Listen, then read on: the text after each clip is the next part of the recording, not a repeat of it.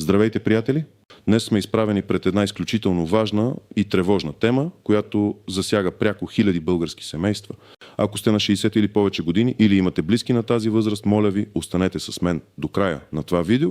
Информацията, която ще чуете там, е критично важна и може да ви спести сериозни главоболия, а най-вече немалки суми пари още от утре.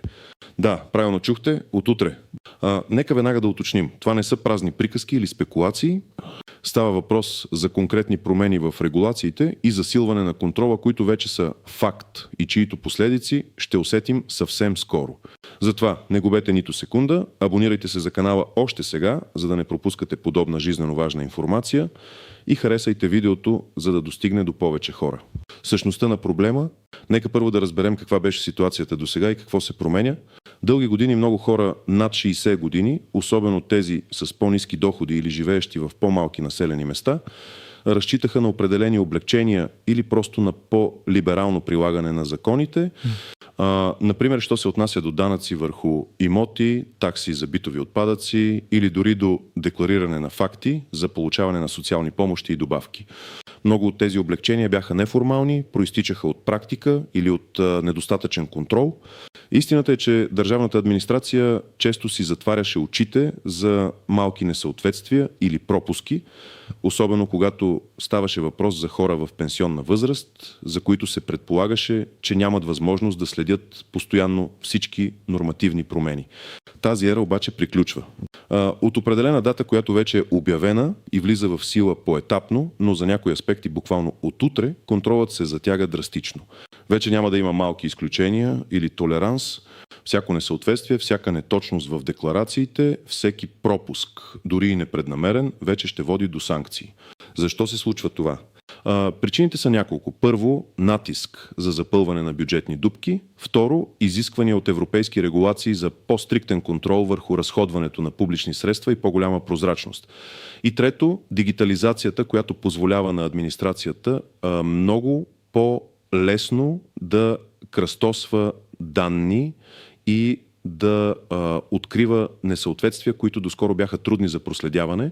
Тази комбинация от фактори създава едно ново положение, в което всеки гражданин, а особено хората над 60 години, които често боравят с по-стари документи или не са толкова запознати с новите електронни услуги, трябва да бъдат изключително внимателни. Детайлен преглед. Какво трябва да знаете? Нека разгледаме по-конкретно кои са основните области, в които ще бъдат въведени или затегнати правилата, водещи до нови финансови тежести за хората над 60 години. Кой трябва да се притеснява и кой не? Първата и най-значима област, в която предстоят промени, е свързана с общинските данъци и такси, по-специално данък сгради и такса битови отпадъци, както и декларирането на имоти. Досега много пенсионери ползваха облегчения или пък просто не бяха проверявани толкова строго за декларациите си. Например, притежаването на втори или трети имот, който не е основно жилище, често оставаше извън фокуса на общинските администрации, особено ако имотите са наследствени и са придобити преди много години. Ето конкретни примери. Пример едно, баба Пенка от Сливен. Тя е на 72 години. Живее в апартамент в Сливен, който е нейното основно жилище. Преди 15 години обаче наследява къща на село от родителите си. Къщата е стара, не се ползва активно, но е на нейно име. Баба Пенка е декларирала и двата имота още тогава, но през годините общината не е проявявала особен интерес към селската къща, тъй като там данъците са символични. Сега обаче с новите правила контролът върху декларираните имоти се затяга. Ако баба Пенка е ползвала облегчение за основно жилище и за двата имота, което е неправилно, тъй като само единия може да е основен, сега ще бъде изискано да заплати разликата за последните 5 години, плюс лихви и глоба. Например, ако за селската къща дължи 50 лева данък годишно и е ползвала неправомерно облегчение от 50%, то за 5 години това са 125 лева. Към тази сума ще се добавят лихви и глоба, която може да достигне 100-200 лева за неправилно подадена декларация или неспазване на условията за облегчение. Общо това може да се превърне в сума от над 300-400 лева, което за една пенсия е огромна сума. Това не е нов данък, а засилен контрол върху вече съществуващи правила. Много общини вече имат софтуер, който автоматично засича хора с 2 и повече жилища, декларирани като основни или такива, които неправомерно ползват други облегчения. Пример 2. Дядо Стоян от Варна на 78 години.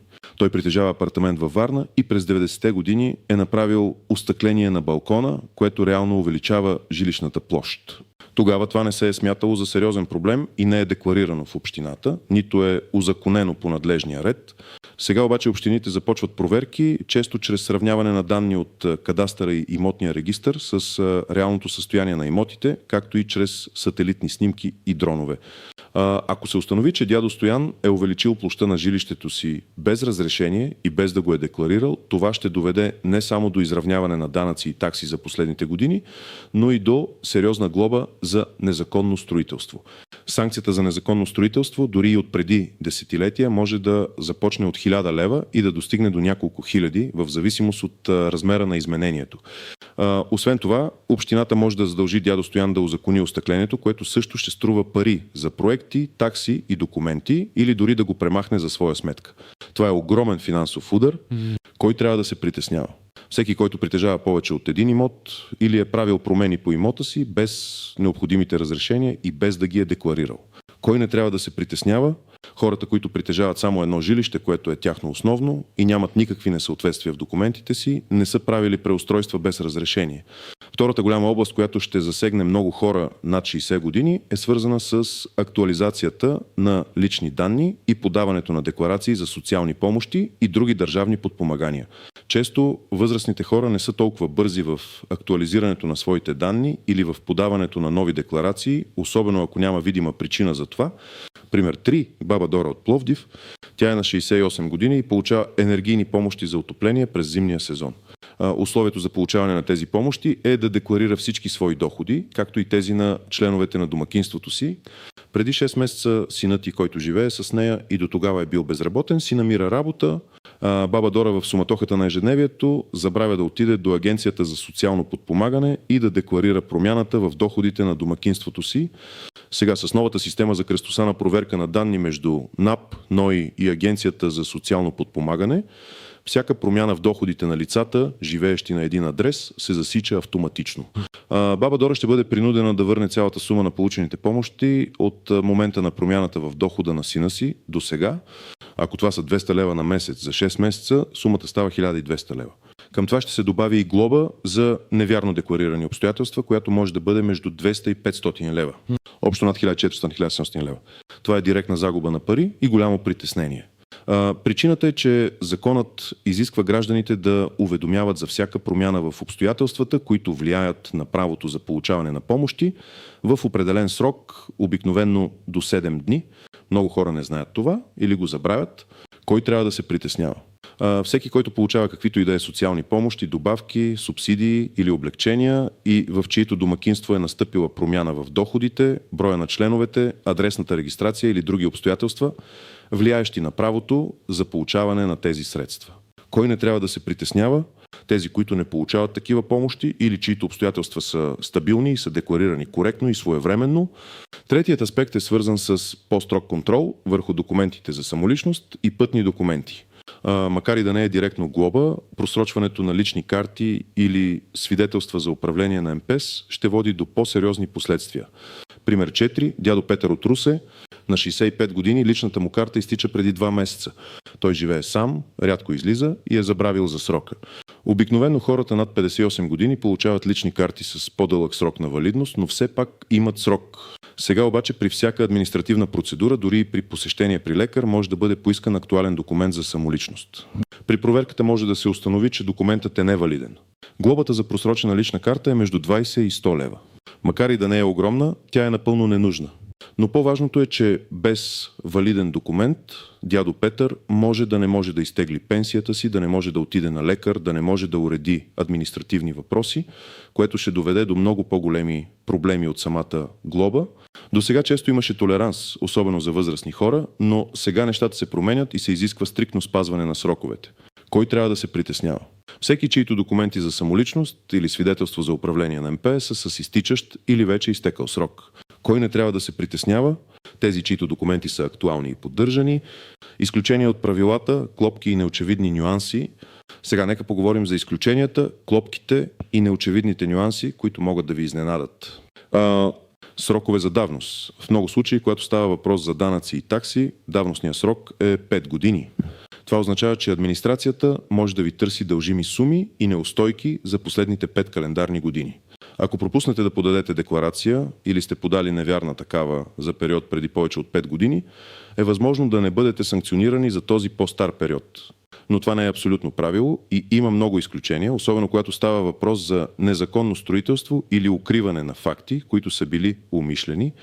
Например, ако общината установи, че сте скрили увеличение на квадратурата на жилището си преди 10 години, те пак могат да ви търсят отговорност, защото не са имали информация. Давността не тече, ако не са знаели за факта. Наследствени имоти и декларации. Една голяма клопка е свързана с наследствените имоти. Често се случва възрастни хора да наследяват имоти, но да не са наясно с процедурите по декларирането им в общината по местонахождение на имота в 6-месечен срок от датата на смъртта на наследодателя. Ако не е направена декларация в срок, се дължат глоби, които могат да бъдат значителни. Например, ако сте наследили имот преди 2 години и не сте го декларирали, освен че ще трябва да заплатите всички дължими данъци и такси за този период, ще ви бъде наложена и глоба за неподаване на декларация в срок, която може да варира от 100 до 500 лева за всеки пропуснат имот. Много хора си мислят, че щом са наследници по закон и вече са получили акт за смърт, не е нужно да правят нищо друго. Това е погрешно. Трябва да се подаде данъчна декларация по челети. 14. Отземе дете в съответната община. 3. Освобождаване от такса смет. Някои общини предвиждат частично или пълно освобождаване от такса битови отпадъци за имоти, които не се ползват. За да се възползвате от това обаче, трябва ежегодно да подавате декларация в общината, че имотът не се ползва и в него не се генерират отпадъци. Много възрастни хора пропускат да направят това всяка година и така продължават да плащат такса смет за къща на село, която е заключена и празна. Тази декларация се подава до края на календарната година за следващата година. Ако не сте я подали, ще плащате такса. А ако се установи, че имотът все пак се ползва, тогава, освен да заплатите таксата, ще получите и глоба за невярна декларация. 4. Промени в закона за шофьорите, неочевиден нюанс, но много важен за хората над 60 години, които продължават да шофират. Предстоят по-стриктни медицински прегледи за водачи на МПС, особено за тези в напреднала възраст. Вече няма да е достатъчно просто да ви даде бележка личния лекар. Ще се изисква посещение при очен лекар, невролог, кардиолог и други специалисти, които да потвърдят годността за управление на МПС. Това означава не само допълнителни разходи за прегледи, но и риск, ако се установи здравословен проблем, да бъде отказано удължаване на свидетелството за управление. Ако не се явиш на преглед и свидетелството ти изтече, а продължаваш да шофираш, глобата е от 100 до 300 лева, плюс отнемане на книжката за определен период. А най-голямата клопка е, че много хора забравят кога им изтича книжката, особено тези, които са я подновявали преди 10 години. Практически съвети, какво да направите още сега. Нека сега да преминем към най-важната част. Какво конкретно трябва да направите, за да избегнете тези нови глоби и неприятности. Действайте незабавно. Прегледайте всичките си документи за имоти. Проверете всички декларации за данък сгради и такса битови отпадъци, които сте подавали в общината. Уверете се, че всички ваши имоти, апартаменти, къщи, вили, гаражи и земеделски земи са декларирани. Сравнете декларираната площ с реалната. Ако сте правили каквито и да е преустройства, остъкляване на балкони, усвояване на тераси, пристрояване на помещения, проверете дали те са узаконени и декларирани в общината. Ако не са, консултирайте се с строителен инженер или адвокат как да постъпите. Понякога е възможно да се узаконят старите преустройства с по-облегчен режим, но това изисква време и усилия. Ако имате наследствени имоти, проверете дали са декларирани в 6-месечен срок от датата на смъртта на наследодателя. Ако не са, отидете веднага в отдел местни данъци и такси на съответната община и подайте декларация. Да, може да ви наложат глоба за закъснение, но тя ще е много по-малка, отколкото ако изчакате те да ви открият. Ако притежавате имот, който не ползвате, например къща на село, и за него искате да не плащате такса смет, подайте декларация за това в общината до края на годината за следващата. Потърсете декларация за освобождаване от такса битови отпадъци за неползван имот в сайта на вашата община или попитайте на място. Актуализирайте личните си данни и декларации за социални помощи. Ако получавате социални помощи, енергийни помощи, целеви помощи за отопление, помощи за деца, добавки за пенсия и т.н. Прегледайте всички обстоятелства, които сте декларирали. Ако е настъпила промяна в доходите на вас или на членовете на вашето домакинство, които живеят с вас, например някой е започнал работа или е увеличил дохода си, отидете незабавно в Агенцията за социално подпомагане и декларирайте промяната. Обикновено срокът е 7 дни от настъпване на промяната. Ако сте пропуснали срока, пак отидете. По-добре е вие да уведомите, отколкото те да ви открият при проверка. Проверете дали адресната ви регистрация е актуална и съответства на мястото, където реално живеете. Много помощи са обвързани с постоянен адрес и ако той не е актуален, може да възникнат проблеми. 3. Проверете валидността на вашите документи за самоличност и шофьорска книжка. Извадете личната си карта и проверете срока и на валидност. Ако изтича до 6 месеца или вече е изтекла, планирайте посещение в районното полицейско управление, за да я подновите. Направете си предварително час, за да избегнете дълги опашки. Ако шофирате, проверете срока на валидност на вашето свидетелство за управление на МПС. Ако изтича до 6 месеца или е изтекло, започнете процедура по подновяване. Това включва задължителни медицински прегледи. Не чакайте последния момент, защото понякога се налагат допълнителни прегледи или изчакване на резултати. Къде да отидете? За имотни въпроси, отдел местни данъци и такси във вашата община. За социални помощи, Агенция за социално подпомагане. За документи за самоличност и шофьорска книжка, районно полицейско управление или КАТ. Какви документи да носите? Винаги носете лична карта, документи за собственост на имоти, актове за раждане, брак, смърт, ако са свързани с наследство, документи за доходи и други, които смятате за релевантни. По-добре да имате повече, отколкото да ви липсва нещо. Заключение, сега искам да чуя и вашето мнение. Сблъсквали ли сте се с подобни ситуации? Какво мислите за тези промени? Споделете опита си в коментарите отдолу. Вашият опит може да помогне на други хора. Не забравяйте да харесате видеото, ако ви е било полезно, и да се абонирате за канала, за да получавате навременна и важна информация, която защитава вашите интереси. До следващия път, бъдете здрави и информирани.